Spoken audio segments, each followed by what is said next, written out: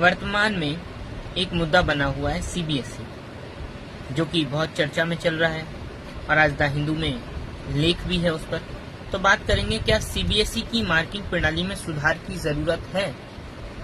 नमस्कार दोस्तों, आज हम बात करेंगे सीबीएसई की नई ऑन स्क्रीन मार्किंग यानी ओएसएम प्रणाली की, जिस पर हाल ही में कई सवाल उठे। सवाल यह है कि क्या यह प्रणाली वास्तव में पारदर्शी और भरोसेमंद है या इसमें सुधार की जरूरत है। सबसे पहले समझते हैं कि ओएसएम है क्या। तो पहले बोर्ड परीक्षाओं की कॉपियां परीक्षक के पास भौतिकी रूप से जाती थी और हाथ से वो जांच करते थे, लेकिन पारदर्शिता बढ़ाने और तकनीकी का उपयोग करने के उद्देश्य से सीबीएसई ने उत्तर पुस्तिकाओं को स्कैन करके डिजिटल रूप में जांचने की व्यवस्थाएं शुरू की। इसे ऑन स्क्रीन मार्किंग ओएसएम कहा जाता है। इस प्रणाली के कई फायदे बताए गए थे, जैसे कि कॉपियों को सुरक्षित वितरण, परीक्षकों की निगरानी, मार्किंग में एकरूपता और मानवीय त्रुटियों में कमी। लेकिन जब यह प्रणाली लागू हुई तब कई समस्याएं सामने आने लगी।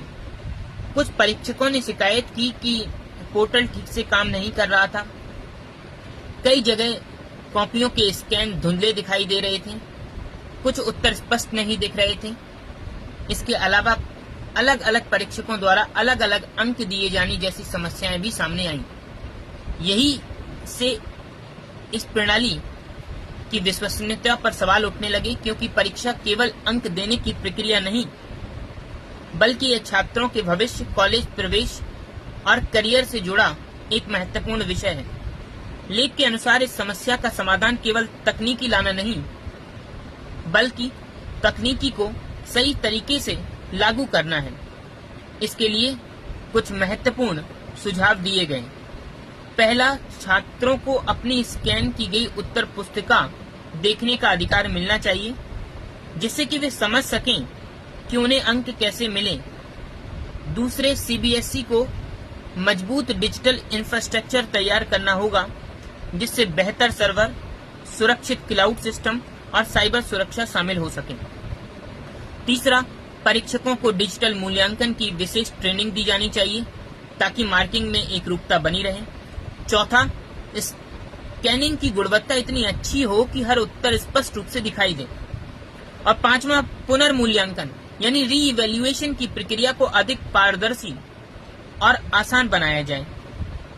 अगर ये सुधार लागू किए जाते हैं तो ओएसएम प्रणाली शिक्षा क्षेत्र में पारदर्शिता और जवाबदेही बढ़ाने का एक प्रभावी माध्यम बन सकती है।